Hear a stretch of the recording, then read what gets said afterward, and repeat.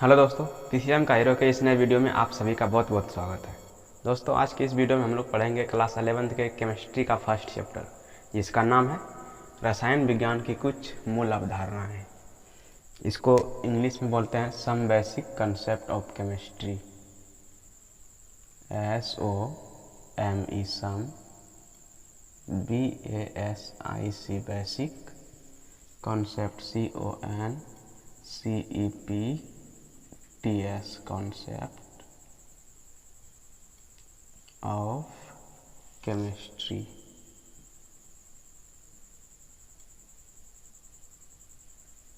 Some basic concept of chemistry.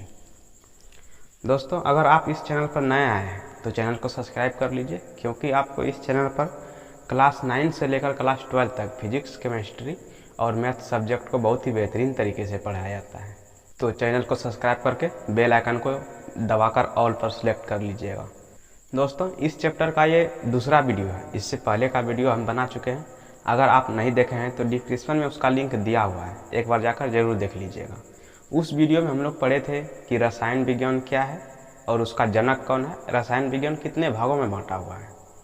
तो अगर आप नहीं देखे हैं तो डिस्क्रिप्शन में उसका लिंक दिया हुआ है, एक बार जाकर जरूर देख लीजिएगा। क्योंकि आप क्लास 10 से 11th में आए हैं, तो जब तक आप केमिस्ट्री की बेसिक को नहीं समझेंगे, केमिस्ट्री का बेसिक जानकारी नहीं लेंगे, तो आपको 11th का केमिस्ट्री समझ में नहीं आएगा। इसलिए उस वीडियो का लिंक ऊपर आई बटन में भी दिया हुआ है और नीचे डिस्क्रिप्शन में भी दिया हुआ है, तो आप जाकर ज़रूर देख लीजिएगा। और उस वीडियो को देखे बिना आपको ये वीडियो समझ में नहीं आएगा। इसलिए मेरा आपसे रिक्वेस्ट है कि आप पहले उस वीडियो को देख लीजिए, उसके बाद इस वीडियो को देखिए। और अगर आप वो वीडियो देख चुके हैं तो इस वीडियो को लास्ट तक जरूर देखिएगा। आपको बहुत अच्छे से समझ में आ जाएगा कि पदार्थ क्या है और पदार्थ की कौन कौन सी अवस्थाएं हैं और पदार्थ की भौतिक अवस्था क्या है। इस वीडियो में हम लोग जानेंगे कि पदार्थ की भौतिक अवस्था क्या है। वीडियो को लास्ट तक जरूर देखिएगा। चलिए वीडियो को शुरू करते हैं। इस वीडियो का जो पहला टॉपिक है वो है पदार्थ क्या है।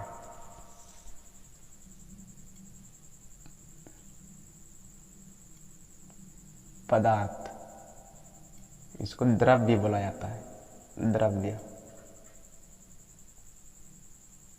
इसको इंग्लिश में बोलते हैं मैटर, MATTER।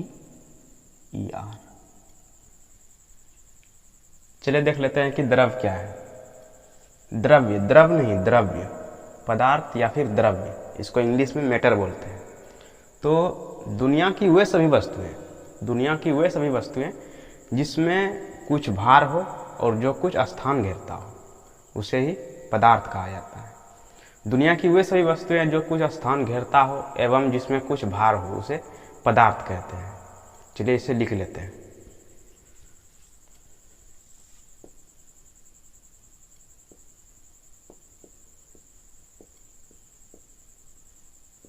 दुनिया की वे सभी वस्तुएं जो स्थान घेरता हो तथा जिसमें कुछ भार हो, उसे पदार्थ कहा जाता है। जैसे एग्जांपल में देख लीजिए, जैसे हो जाएगा, जितने भी वस्तुएं हैं जो स्थान घेरता हो तथा जिसमें कुछ ना कुछ भार हो, जैसे टेबल,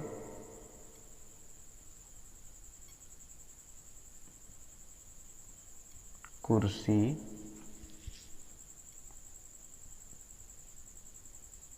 पेन, मार्कर इत्यादि।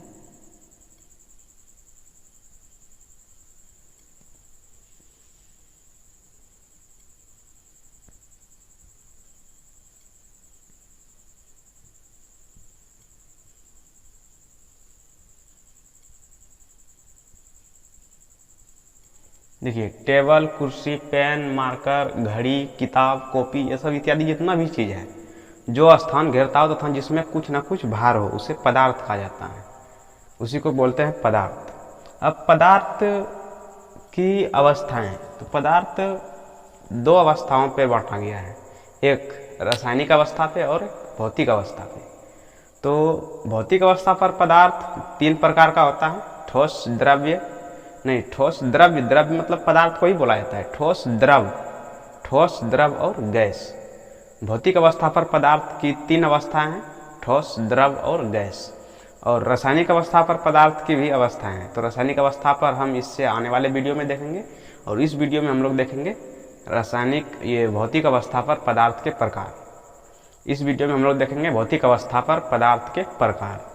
तो भौतिक अवस्था पर पदार्थ 3 प्रकार का होता है, ठोस, द्रव और गैस। तो इसे आप लिख लीजिए। उसके बाद हम लोग देखेंगे भौतिक अवस्था पर पदार्थ के प्रकार। इसको लिखिए।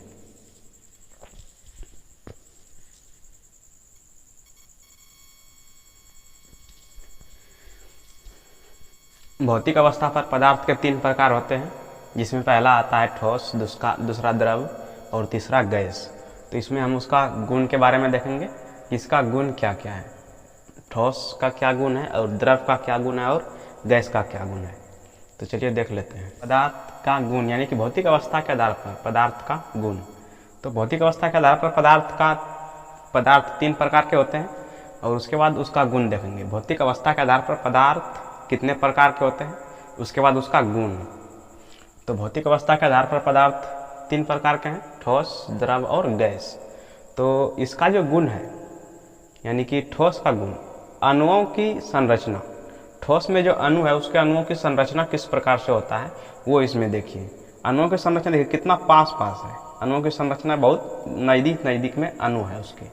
और द्रव में थोड़ा थोड़ा दूर है, और गैस में उससे ज़्यादा दूर है। यानी कि ठोस में पास पास है और द्रव में थोड़ा पास है, और गैस में बहुत अधिक दूर पर है। तो ये हो गया अणुओं की संरचना। उसके बाद देखिए अंतराण्विक बल। अंतराण्विक बल इसमें ठोस में उच्चतम होगा, और द्रव में न्यूनतम, और गैस में काफ़ी न्यूनतम। उच्चतम क्यों होगा? क्योंकि अणुओं की संरचना जो है, अणु उसके बहुत नज़दीक है। तो अगर बहुत नज़दीक होगा तो बात से ही पता चलता है, बहुत नज़दीक होगा तो उसमें बल क्या लगेगा? अधिकतम लगेगा, उच्चतम बल लगेगा। और जिसमें थोड़ा थोड़ा नज़दीक है तो उसमें न्यूनतम लगेगा, और जिसमें काफ़ी दूर दूर है तो उसमें बल काफ़ी न्यूनतम लगेगा। तो ये उसका बल हो गया, अंतराण्विक बल। अणुओं के बीच लगने वाले बल को अंतराण्विक बल कहते हैं। तो ये अणुओं की संरचना है, इसके बीच जो बल लगेगा, इसके बीच बल, उसी बल को अंतराण्विक बल बोला जाता है। अगर अणु नज़दीक में होगा तो बल ज़्यादा लगेगा, और दूर दूर में होगा तो बल कम लगेगा, अंतराण्विक बल। अब देखिए अंतराण्विक दूरी। अंतराण्विक दूरी क्या है? अणुओं के बीच की दूरी को अंतराण्विक दूरी बोलते हैं। तो अणु के बीच का जो दूरी है, अणु अगर जैसे कि पास पास रहेगा, एक अणु यहाँ पे है, एक अणु यहाँ पे है, और फिर दूसरा एक अणु यहाँ पे है और एक अणु यहाँ पे है, तो ये अणु काफ़ी नज़दीक है। तो इनके बीच का जो दूरी होगा वो काफ़ी कम होगा, और इनके बीच का दूरी अधिक होगा। तो ठोस में क्या है? अणु नज़दीक में है तो उनके बीच का जो दूरी होगा तो क्या होगा? काफ़ी कम होगा। और द्रव में अणु थोड़ा दूर में है तो उसके बीच का दूरी कम होगा। और गैस में काफ़ी दूरी पर है अणु, तो गैस में काफ़ी दूरी पर अणु है तो उसके बीच का जो दूरी होगा अधिक होगा। अब देखिए आयतन। आयतन को ही समझना मेन चीज़ है। आयतन समझ लिए तो आपको सब कुछ समझ में आ जाएगा। आयतन, ठोस का आयतन। तो ठोस ये एक प्रकार का, ये मार्कर भी एक ठोस है। तो मार्कर का आयतन यानी कि ये आयतन उसी को बोलते हैं जो कि किसी चीज़ में रखने पर जितना वो जगह घेरता है। तो अगर ये हमारे हाथ पे है तो अभी ये हमारे हाथ पे इतना जगह छेक रहा है, और अगर हम इसे ज़मीन पर रख देंगे तो ज़मीन पर ये उतना ही जगह छेकेगा जितना हमारे हाथ पर छेकता है। अगर इसको हम किसी टेबल पर रखेंगे तो टेबल पर भी ये उतना ही जगह छेकेगा जितना हमारे हाथ पर, जितना ज़मीन पर छेकता है। यानी कि ये इसको कहीं भी रखेंगे तो ये जितना जगह यहाँ छेकता है उतना ही जगह ये और कहीं भी छेकेगा। यानी कि इसका क्या होगा? आयतन निश्चित है। ठोस का आयतन निश्चित होता है। उसके बाद द्रव को देखिए। द्रव में जैसे कि जल को ले लीजिए, जल या फिर दूध, तो उसका भी आयतन निश्चित होता है। क्योंकि 1 केजी अगर हम जल लेंगे या फिर दूध लेंगे तो उसको अगर हम 1 केजी का जो कमंडल है उसमें रखेंगे तो वो कमंडल भर जाएगा, और अगर 2 केजी वाले कमंडल में रखेंगे तो उसमें वो उतना ही जगह छेकेगा जितना इस कमंडल में छेका था। क्योंकि ये कमंडल 1 केजी का है, एक कमंडल 1 केजी का है और दूसरा 2 केजी का है, तो 1 केजी का कमंडल का आयतन जितना है उतना ही आयतन 2 केजी के कमंडल का छेकेगा। बाकी का जगह क्या होगा, उसका खाली रहेगा। अगर उसको हम 5 केजी वाले बाल्टी में रख देंगे तो बाल्टी में वो 1 केजी का ही जगह छेकेगा। ऐसा नहीं कि बाल्टी में जाकर वो 1 केजी का कमंडल में पूरा फुल हो गया था, भर गया था, और अगर उसको 2 केजी वाले कमंडल में रखेंगे तो ऐसा नहीं कि वो वहाँ भर जाएगा, वहाँ वो 1 केजी का ही जगह छेकेगा। बाल्टी में रखेंगे 5 केजी वाले बाल्टी में तो उसमें भी वो 1 केजी का ही जगह छेकेगा दूध या फिर जल। तो उससे ये पता चलता है कि उसका भी आयतन निश्चित होता है। जल का, द्रव का आयतन निश्चित होता है और ठोस का भी आयतन निश्चित होता है। ठोस का आयतन निश्चित होगा और द्रव का भी आयतन निश्चित होगा। अब देखिए गैस का आयतन अनिश्चित है। गैस का आयतन अनिश्चित कैसे होगा वो समझाते हैं। गैस का आयतन अनिश्चित है। अब ये अनिश्चित कैसे है उसको समझते हैं। देखिए मेरे पास ये एक बोतल है, इसमें देखिए, इसमें मान के चलिए हम गैस भरे हुए हैं और इस गैस को, जैसे कि धुआं एक प्रकार का गैस है, धुआं को इसमें भर देंगे तो ये पूरा ये बोतल को छाप लेगा धुआं। और अगर इसको हम इससे खोलकर किसी बड़े वाले बोतल में भर देंगे तो क्या होगा, वो उस बोतल को पूरा भर जाएगा, उस बोतल को पूरा घेर लेगा। और अगर उसको हम किसी अलग बोतल में, उससे भी अगर अब बड़े बोतल में भरेंगे तो वो उस बोतल का आकार ले लेगा, यानी कि वो बोतल जितना बड़ा है उतना ही उसका पूरा घेर लेगा उसको।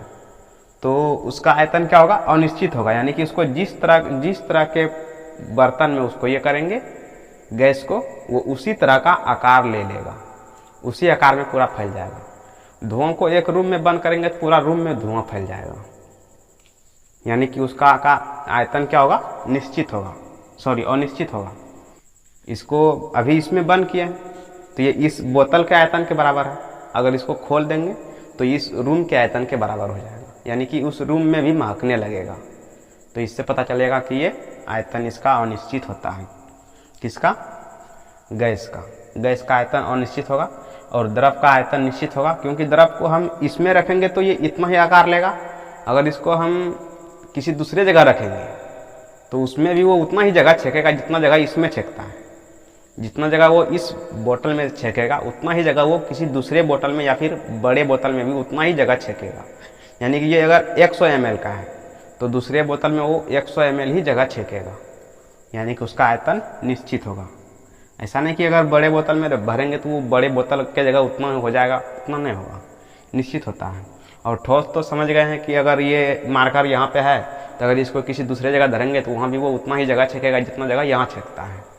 तो इसका ठोस का आयतन निश्चित होता है, द्रव का आयतन निश्चित होता है और गैस का आयतन अनिश्चित होता है। अब उसका आकार देखिए, ठोस का आकार निश्चित होता है। आकार यानी कि इसका बनावट ही आकार है एक प्रकार का। तो जैसे कि ये मोबाइल है,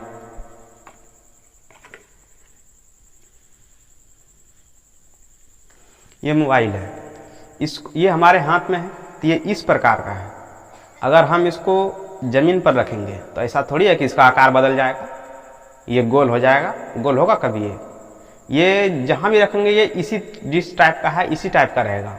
यानी कि इसको हम ज़मीन पर रखें या हमारे हाथ में रहे या आपके हाथ में रहे या फिर और किसी के हाथ में रहे या फिर टेबल पे रहे, कहीं भी रखेंगे इसको तो ये इस प्रकार का है तो ये इसी प्रकार का रहेगा, ये गोल नहीं होगा, नहीं इसका आकार बढ़ेगा ना घटेगा। यानी कि जिस प्रकार का बना है इसी प्रकार का रहेगा, ये जिस प्रकार का है उसी प्रकार का रहेगा। अगर हम इसको बाल्टी में रख देंगे तो ऐसा नहीं कि बाल्टी में जाकर ये थोड़ा इससे और लंबा ज़्यादा हो जाएगा, ये इससे ज़्यादा लंबा नहीं होगा, ये जितना है उतना ही रहेगा, ना ये कम होगा। अभी इतना है तो ये इतना ही रहेगा बाल्टी में भी, और ये यहाँ इस प्रकार का है, इसको अगर बाल्टी में रखेंगे तो ये भी उसी प्रकार का रहेगा, ये बदलेगा नहीं। यानी कि इसका क्या होगा, आकार निश्चित होता है, ठोस का आकार। अब देखिए द्रव का आकार अनिश्चित है, इसको समझते हैं। दूध या फिर पानी, तो अगर हम दूध को बोतल में रखेंगे तो जिस प्रकार का बोतल है उसी प्रकार का वो रूप लेगा, बोतल को अगर पूरा भरेंगे तो। और अगर उसको बाल्टी में रखेंगे तो बाल्टी जिस प्रकार का है उस प्रकार का जगह घेरेगा वो। अगर उसको थाली में रखेंगे तो थाली पसरा हुआ है तो वो भी पसर जाएगा, जल या फिर दूध वो थाली में पसर जाएगा। यानी कि उसको जिस प्रकार के बर्तन में रखेंगे उसी प्रकार का होगा, यानी कि उसका आकार क्या होगा, अनिश्चित होगा। जिस प्रकार के आकार का बर्तन होगा उसी प्रकार का उसका भी आकार हो जाएगा, द्रव का, दूध या फिर जल का। द्रव में दूध या फिर जल आता है उसका एग्जाम्पल में। तो अगर उसको हम छोटा बोतल में रखेंगे तो वो छोटा बोतल के आकार का होगा, गोल टाइप के बोतल में रखेंगे तो वो गोल आकार का होगा, जल का आकार बनेगा, यानी कि उसका आकार अनिश्चित होगा। अब देखिए गैस का आकार तो अनिश्चित है, ये तो इसका आयतन अनिश्चित है, इसका आकार भी अनिश्चित है, क्योंकि आकार, गैस का आकार जो है जिस प्रकार के बर्तन में उसको रखते हैं, जैसे कि एलपीजी गैस है, एलपीजी गैस आपके घर में भी होगा, सिलेंडर में जिस प्रकार का सिलेंडर है उसी प्रकार का उसका आकार बना रहता है अंदर में, उतना ही जगह वो छेकता है, उतना ही जगह में वो घूमता रहता है। और अगर एलपीजी गैस को खोल देंगे एक कमरे में तो वो पूरे कमरे में फैल जाएगा, पूरा कमरा महकने लगेगा, यानी कि उसका आकार क्या होगा, उसका आकार उस समय पूरे कमरे के आकार के बराबर हो जाएगा। अगर हम उसको छोटे सिलेंडर में भरेंगे तो छोटे सिलेंडर का आकार जितना है उतना होगा, अगर हम उससे और अधिक बड़े सिलेंडर में भरेंगे तो उस बड़े सिलेंडर के आकार के बराबर होगा, यानी कि उसको जिस प्रकार के बर्तन में रखेंगे उस प्रकार का आकार लेगा। अगर उसको पूरे खुले में छोड़ देंगे तो वो पूरे खुले में फैल जाएगा, यानी कि उसका आकार बहुत अधिक हो जाएगा। तो इससे ये पता चलता है कि गैस का जो आकार है वो अनिश्चित होता है और गैस का आयतन भी अनिश्चित होता है। और ठोस का आयतन निश्चित होता है, ठोस का आकार निश्चित होता है, द्रव का आयतन निश्चित होता है, द्रव का आकार अनिश्चित होता है। एग्जाम्पल में देखेंगे तो एग्जाम्पल में आएगा जैसे कि मार्कर, घड़ी, ये सब ठोस का एग्जाम्पल हो जाएगा, और जल, दूध इत्यादि ये सब हो जाएगा द्रव का एग्जाम्पल। और हाइड्रोजन गैस H यानी कि hydrogen gas, C carbon gas, LPG gas जो कि आपके घर में होता है, हम लोगों के घर में भी होता है LPG गैस। तो LPG gas, hydrogen gas, carbon gas ये सब गैस के उदाहरण हैं जो कि इसका आकार और आयतन अनिश्चित होता है। और ये जल, दूध, ये इसका आकार अनिश्चित होता है लेकिन आयतन निश्चित होता है। और ये ठोस का जो आकार है वो निश्चित होता है, आयतन भी निश्चित होता है। और आणविक दूरी का बात किया जाए तो काफ़ी कम होता है इसका दूरी, और द्रव का दूरी तो थोड़ा सा दूर होता है, न्यूनतम कम। और गैस का दूरी तो बहुत अधिक होता है, गैस के अणुओं के बीच की दूरी। और अंतराण्विक बल का बात किया जाए तो अंतराण्विक बल उच्चतम होता है ठोस का, और न्यूनतम होता है द्रव का, और काफ़ी न्यूनतम होता है गैस का। और अणुओं की संरचना, तो अणुओं की संरचना तो आप देख रहे हैं, अणुओं की संरचना इसका बहुत पास में है, इसका थोड़ा पास में है, और इसका बहुत अधिक दूर में है। तो भौतिक अवस्था के आधार पर पदार्थ 3 प्रकार के होते हैं, ठोस, द्रव और गैस। इससे हम अगले आने वाले वीडियो में देखेंगे कि रासायनिक अवस्था के आधार पर पदार्थ कितने प्रकार के होते हैं। तो इस चैनल को अगर अभी तक आप सब्सक्राइब नहीं किए हैं तो चैनल को सब्सक्राइब कर लीजिए, क्योंकि इस चैनल पर आपको क्लास 9 से लेकर क्लास 12 तक फिजिक्स, केमिस्ट्री और मैथ सब्जेक्ट को बहुत ही बेहतरीन तरीके से पढ़ाया जाता है। तो चैनल को सब्सक्राइब कर लीजिए। और इससे पहले का वीडियो का लिंक नीचे डिस्क्रिप्शन में दिया हुआ है, अगर आप नहीं देखे हैं तो नीचे डिस्क्रिप्शन में लिंक है, जाकर देख लीजिए। और ऊपर आई बटन में भी उसका लिंक मिल जाएगा आपको, तो वहाँ भी क्लिक कर आप देख सकते हैं। और इस चैनल को अपने दोस्तों में ज़्यादा से ज़्यादा शेयर कीजिए, और वीडियो पसंद आए तो लाइक करना मत भूलिएगा। और अपने मन की भावनाओं को कमेंट में लिख दीजिए कि आपको वीडियो कैसा लगा, वीडियो में आपको क्या सीखने को मिला। तो मिलते हैं अगले नेक्स्ट वीडियो में, तब तक के लिए बहुत बहुत धन्यवाद।